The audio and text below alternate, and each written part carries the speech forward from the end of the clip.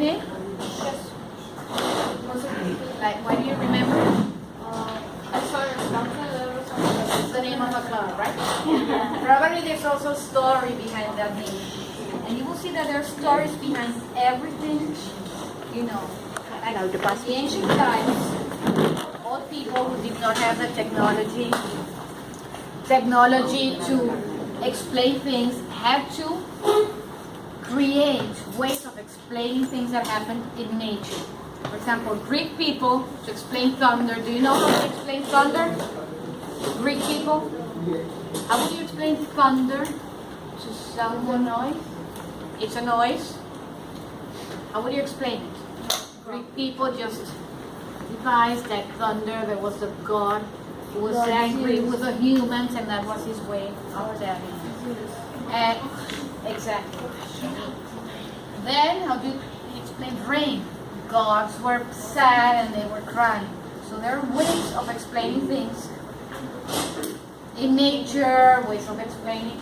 In your own religion, you have many ways. You have many myths and legends. So I have here a folk tale. We can begin with the Venezuelan folk tales. We have a folk tale, we have a legend, and we have a myth. Later we're going to discuss what a folk tale does, a myth, and a legend. I want to try to read it loud together. This is a Venezuelan folk tale. Venezuela, as you know, is like in the belt of the Amazon jungle. So it has a very wide variety of animals, of plants, of colorful birds, and so on. Well, all of you saw Rio, right? Yeah. Colorful birds and everything. Long ago, all birds in Venezuela were gray.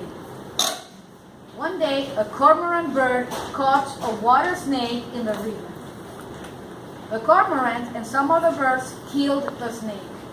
All the birds admired the snake's colors. "I wish my feathers were that colorful," the toucan said. "Why don't you take some of the snake's colors?" the cormorant asked. "Thanks, I think I will," the toucan replied. He picked blue for his eyes, yellow for his chest, and green, red, and yellow for his beak. "You look beautiful," the hummingbird said. "We want to be colorful too." They flew over to the snake and picked a few colors. Other birds also chose colors before flying away.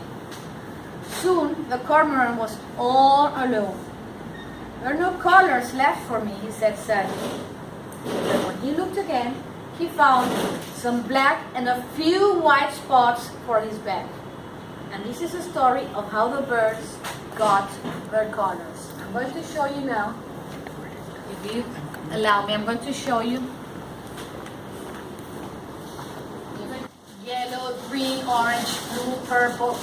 What a colorful bird it is. So this was a way in which the indigenous people of Venezuela explained how the bird got its colors. Birds who also took colors. See how beautiful they are? And last, not yet. The cormorant. This is a bird that killed a snake, and he was just left with black and white. So this is what a folk tale explains. It was short, but I hope you like it. Do you like it? Now, do you like scary stories? Yes. Do you like to? What kind of? Do you like scary movies? Yes. You love them. Yeah. But you know that many scary movies, especially those of, I don't remember which ones. They are urban legends, right? What is a legend? Do you know what a legend is? Legends are like stories that people have said that may or may not be true. Exactly that. Stories that people tell that may or may not be true. So sometimes they say, don't go that way because something happened, or if you see yourself in a mirror on a moonlight night, you will see, I don't know, the person you're going to See your future husband. If you see a skeleton, you're dead. are scary. They're scary, but it's a legend. So some people do it, and they swear they can see the future husband. Maybe the people who saw the skeleton did not live enough to tell it. That is a legend. May or may not be true. Generally, may not be true. This is called La Llorona. La Llorona. La Llorona is the word in Spanish. I'll tell you later what it means. This is a story that the old ones have been telling to children for hundreds of years. It is a sad tale, but it lives strong in the memories of the people, and there are so many who swear that this is true.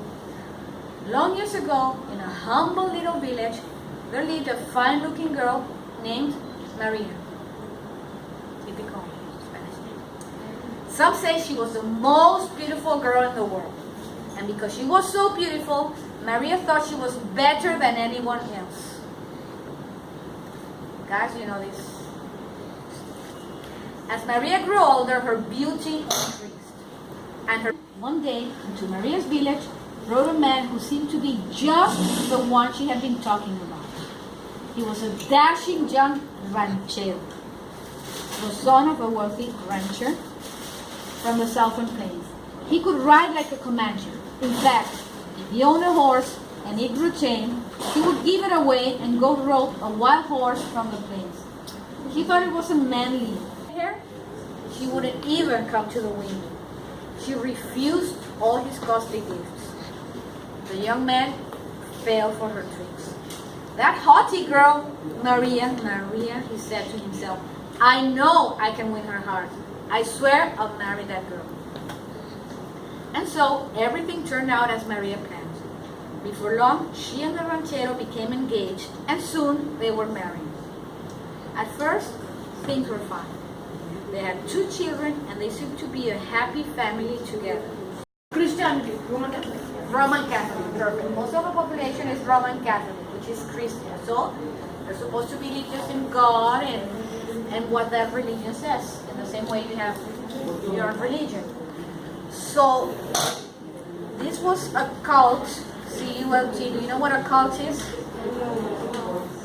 When people begin to believe in something and they follow. Sometimes cults are really bad because those followers believe everything the leader says, and sometimes the leader just wants their money or something, or children. This is the beginning of a cult which is followed in Venezuela. But now the people have transformed that cult into something of a witchcraft. Witchcraft? Witches? Yes. So they do like very... Black magic and all. They have turned it into black magic. After I read the story, I will tell you what people do, and it's very scary. They have turned something that was a legend into this. I'm going to read the introduction here. It says, this is just one version of the many myths that have been linked to Maria Leonza. The name of this woman is Maria Leonza, the cult figure from Yaracuy state. It's impossible to know if Maria Leonza was a real historical figure or if the legends refer to an Indian girl from a tribe who lived there nearby the land. People call her La Reina, which means the queen. And they attribute miracles and things. They ask for miracles, and apparently she consists of miracles. I'm beginning. You said Yara, or Maria Leonza, as she was known afterwards, was an indigenous princess. She was the daughter of Yaracuy, the chief of the Niver tribe, the granddaughter of Chief Chilua, and the great-granddaughter of Chief Yara, all great warriors and leaders. The birth of Maria Leonza must have occurred around the year 1535. Look at her like this. Okay? Beautiful woman. You see the green watery eyes, a crown, just like a virgin. Actually, she was 22 years alone in the forest. And if you come closer, this is a danta. Do you know that animal? Or a tapir? Yes. It's like an elephant with a short trunk. Yes. She's riding. She's naked here. She was an indigenous girl. She's riding this danta here, and she's holding like a female pelvis. Pelvis is just the bones from here. So this is in the highway, in between going east and going west, and everybody can see her. And people go there at the risk of being killed.